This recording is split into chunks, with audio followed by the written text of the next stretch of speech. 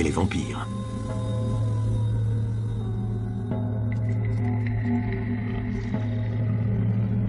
Mais la plus sanguinaire d'entre elles n'a rien d'un mythe.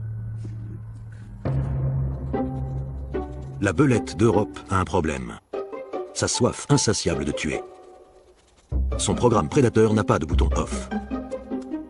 Avec seulement 13 cm, c'est le plus petit carnivore sur Terre. Elle appartient à la famille des castors et des féroces gloutons. Ne vous laissez pas attendrir par sa frimousse. Elle a un métabolisme tellement rapide qu'elle a besoin de manger un tiers de son poids par jour, soit jusqu'à 10 repas.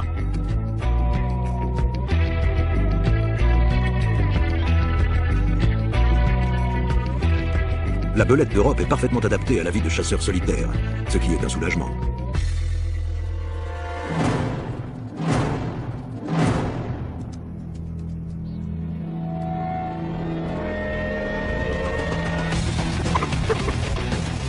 Grâce à sa longue colonne vertébrale flexible, son corps peut comprimer sa proie comme un étau.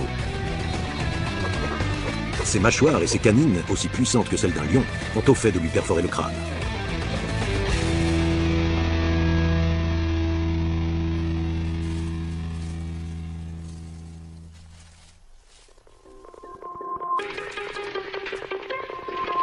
La belette ne s'arrête que pour lui aspirer la cervelle, l'équivalent pour elle d'une barre énergétique. Pas le temps de manger le reste pour l'instant. Un besoin compulsif de tuer la pousse à repartir.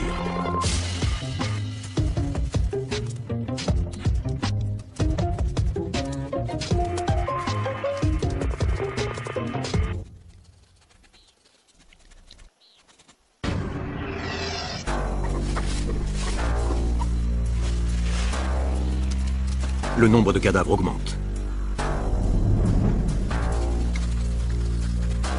C'est une tueuse en série, portée sur l'accumulation.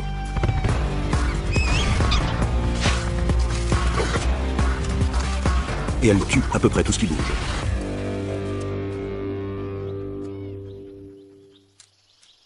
Mais face à ça, méfiance. La taille est bonne, mais les couleurs, pas du tout. Cette salamandre sécrète des neurotoxines.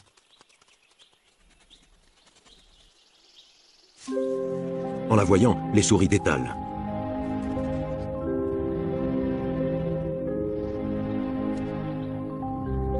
Mais la belette a perçu les ultrasons émis par les rongeurs.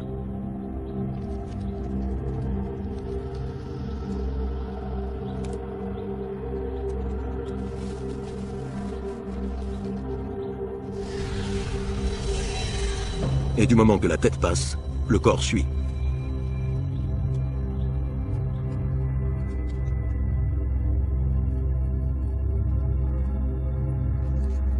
Rien ne l'arrête, pas même la plus complète obscurité.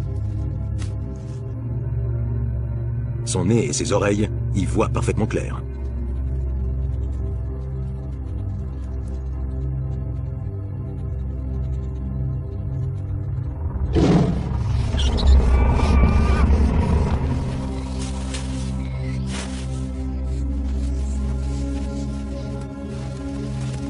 Seuls les plus rapides et les plus chanceux s'enfuient.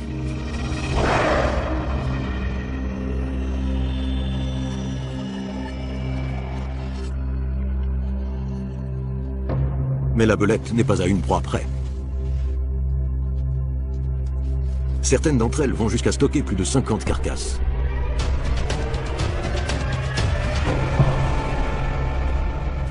Mais la petite terreur de Transylvanie partage son territoire avec un animal encore plus vorace qu'elle.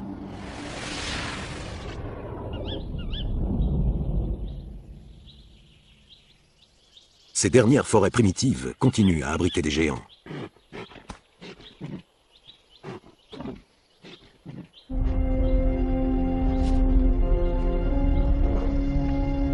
Pendant des décennies, des milliers d'hectares sont restés inaccessibles aux hommes. Mais aujourd'hui, ce n'est plus le cas. Ce qui complique drôlement la vie des ours bruns. Il y en a trop dans ces montagnes. Des ours en surnombre et des ressources qui s'amenuisent sont synonymes de conflit.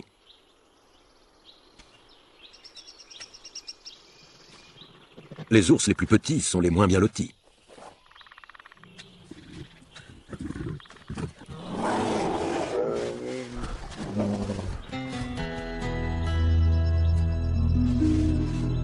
Mais cette carcasse perdue n'est pas ce qui l'inquiète. Les bois sont remplis de pièges.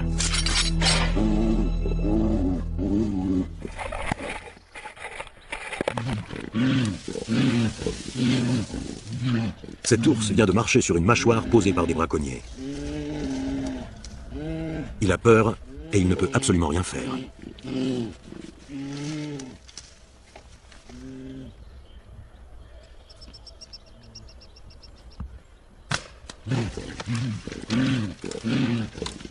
Mais ces hommes ne sont pas là pour l'achever. Ils font partie d'un centre de sauvetage des ours. Le sédatif est efficace, mais de courte durée.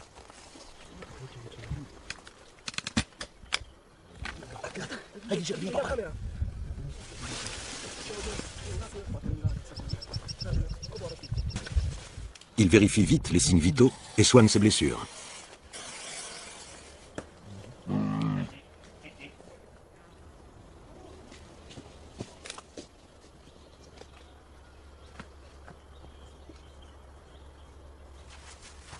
À son réveil,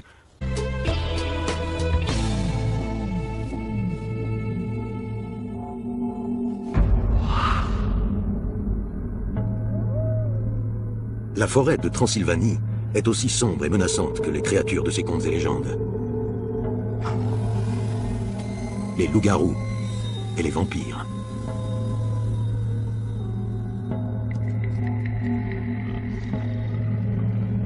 Mais la plus sanguinaire d'entre elles n'a rien d'un mythe. La belette d'Europe a un problème. Sa soif insatiable de tuer. Son programme prédateur n'a pas de bouton off. Avec seulement 13 cm, c'est le plus petit carnivore sur Terre. Elle appartient à la famille des castors et des féroces gloutons. Ne vous laissez pas attendrir par sa frimousse. Elle a un métabolisme tellement rapide qu'elle a besoin de manger un tiers de son poids par jour, soit jusqu'à 10 repas.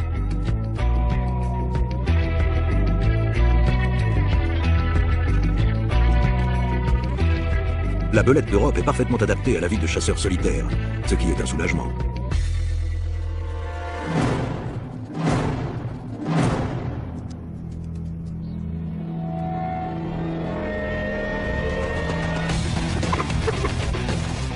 Grâce à sa longue colonne vertébrale flexible, son corps peut comprimer sa proie comme un étau.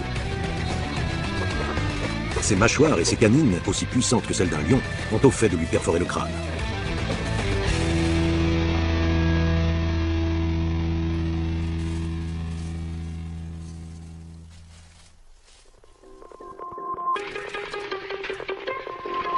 La belette ne s'arrête que pour lui aspirer la cervelle, l'équivalent pour elle d'une barre énergétique. Pas le temps de manger le reste pour l'instant. Un besoin compulsif de tuer la pousse à repartir.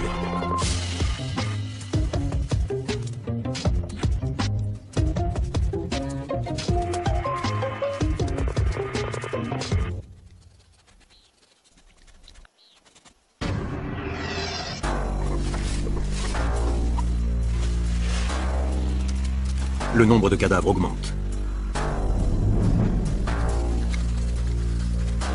C'est une tueuse en série, portée sur l'accumulation.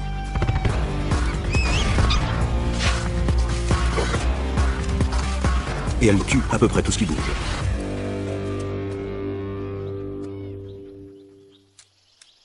Mais face à ça, méfiance. La taille est bonne,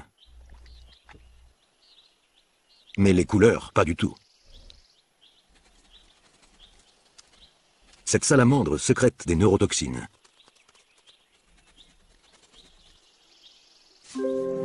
En la voyant, les souris détalent.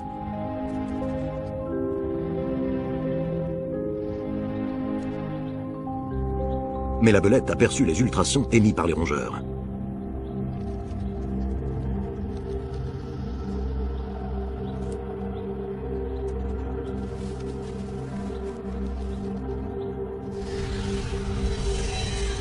Et du moment que la tête passe, le corps suit.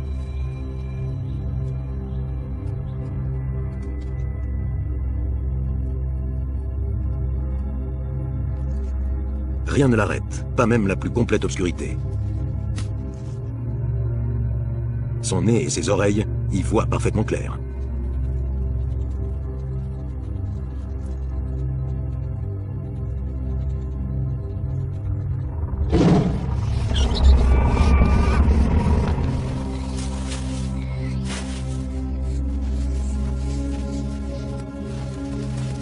Seuls les plus rapides et les plus chanceux s'enfuient.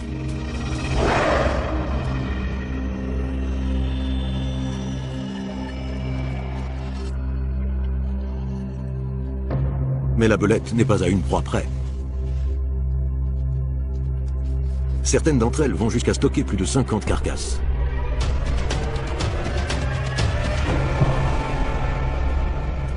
Mais la petite terreur de Transylvanie partage son territoire avec un animal encore plus vorace qu'elle.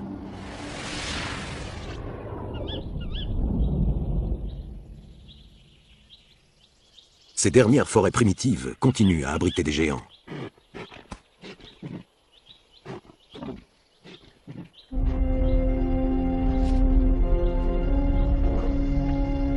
Pendant des décennies, des milliers d'hectares sont restés inaccessibles aux hommes. Mais aujourd'hui, ce n'est plus le cas. Ce qui complique drôlement la vie des ours bruns. Il y en a trop dans ces montagnes. Des ours en surnombre et des ressources qui s'amenuisent sont synonymes de conflit.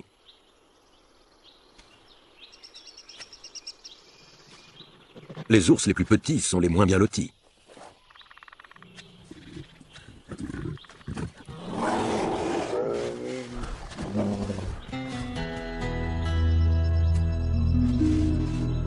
Mais cette carcasse perdue n'est pas ce qui l'inquiète. Les bois sont remplis de pièges.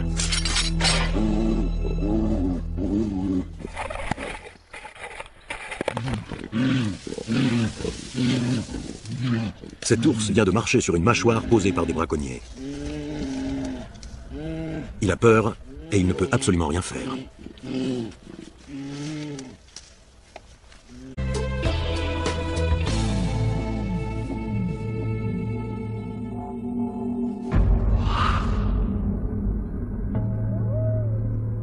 La forêt de Transylvanie est aussi sombre et menaçante que les créatures de ces contes et légendes. Les loups-garous et les vampires.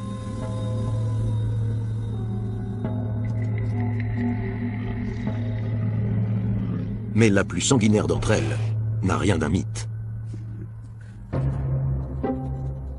La belette d'Europe a un problème. Sa soif insatiable de tuer. Son programme prédateur n'a pas de bouton off. Avec seulement 13 cm, c'est le plus petit carnivore sur Terre. Elle appartient à la famille des castors et des féroces gloutons. Ne vous laissez pas attendrir par sa frimousse. Elle a un métabolisme tellement rapide qu'elle a besoin de manger un tiers de son poids par jour, soit jusqu'à 10 repas.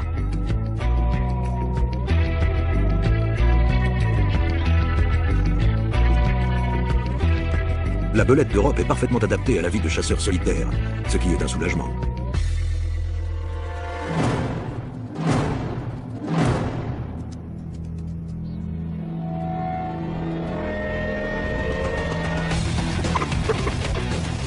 Grâce à sa longue colonne vertébrale flexible, son corps peut comprimer sa proie comme un étau.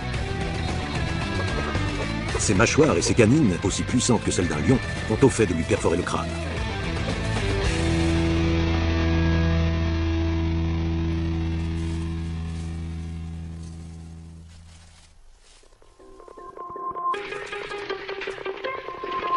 La belette ne s'arrête que pour lui aspirer la cervelle, l'équivalent pour elle d'une barre énergétique. Pas le temps de manger le reste pour l'instant. Un besoin compulsif de tuer la pousse à repartir.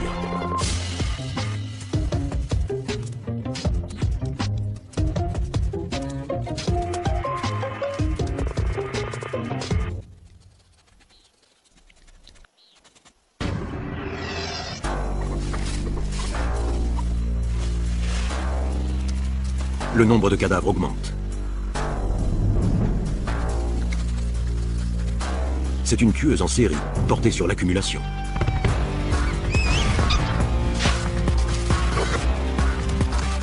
et elle tue à peu près tout ce qui bouge.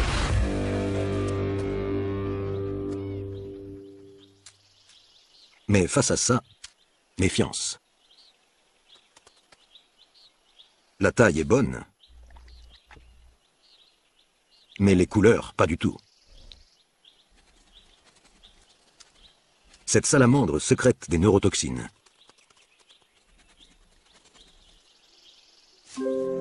En la voyant, les souris détalent.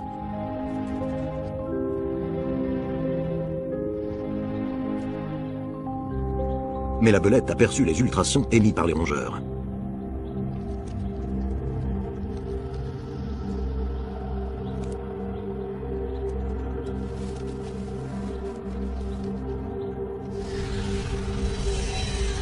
Et du moment que la tête passe, le corps suit.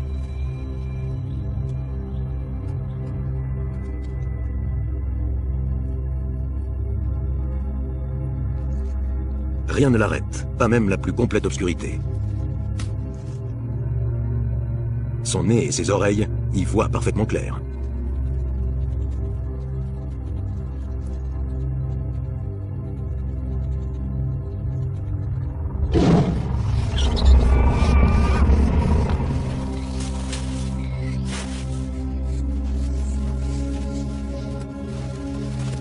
Seuls les plus rapides et les plus chanceux s'enfuient.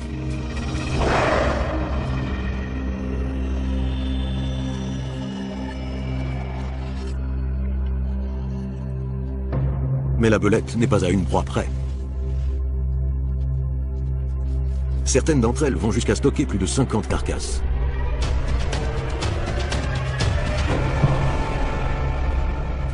Mais la petite terreur de Transylvanie partage son territoire avec un animal encore plus vorace qu'elle.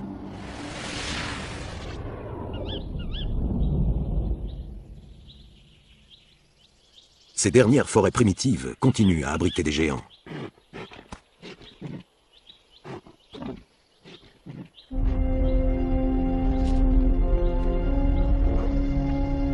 Pendant des décennies, des milliers d'hectares sont restés inaccessibles aux hommes. Mais aujourd'hui, ce n'est plus le cas. Ce qui complique drôlement la vie des ours bruns. Il y en a trop dans ces montagnes. Des ours en surnombre et des ressources qui s'amenuisent sont synonymes de conflit.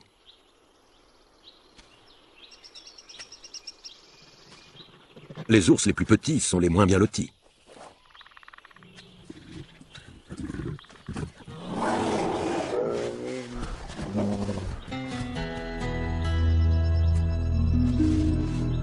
Mais cette carcasse perdue n'est pas ce qui l'inquiète. Les bois sont remplis de pièges.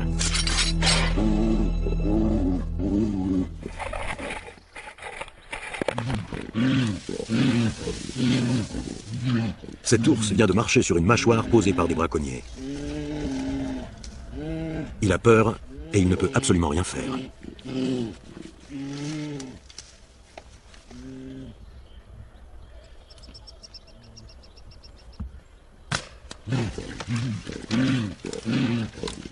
Mais ces hommes ne sont pas là pour l'achever. Ils font partie d'un centre de sauvetage des ours. Le sédatif est efficace, mais de courte durée.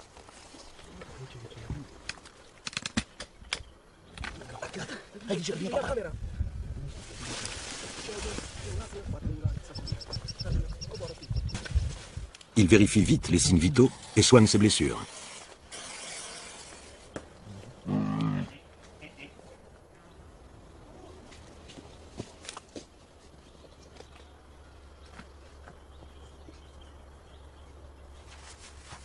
À son réveil,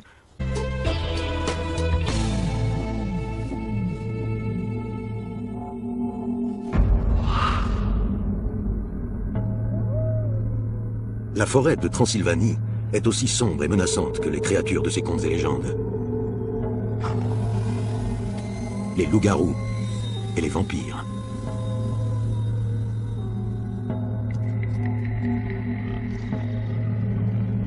Mais la plus sanguinaire d'entre elles n'a rien d'un mythe. La belette d'Europe a un problème. Sa soif insatiable de tuer. Son programme prédateur n'a pas de bouton off. Avec seulement 13 cm, c'est le plus petit carnivore sur Terre. Elle appartient à la famille des castors et des féroces gloutons. Ne vous laissez pas attendrir par sa frimousse. Elle a un métabolisme tellement rapide qu'elle a besoin de manger un tiers de son poids par jour, soit jusqu'à 10 repas.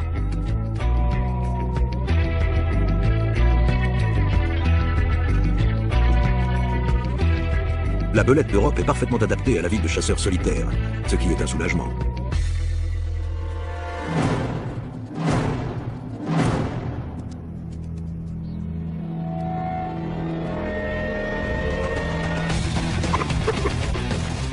Grâce à sa longue colonne vertébrale flexible, son corps peut comprimer sa proie comme un étau.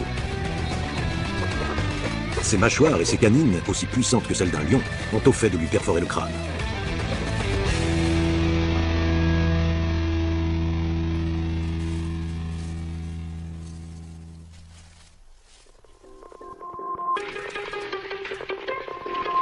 La belette ne s'arrête que pour lui aspirer la cervelle, l'équivalent pour elle d'une barre énergétique. Pas le temps de manger le reste pour l'instant. Un besoin compulsif de tuer la pousse à repartir.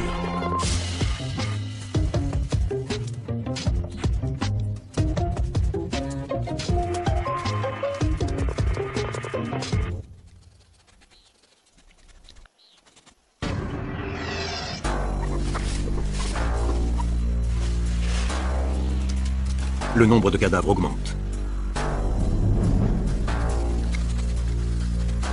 C'est une tueuse en série, portée sur l'accumulation.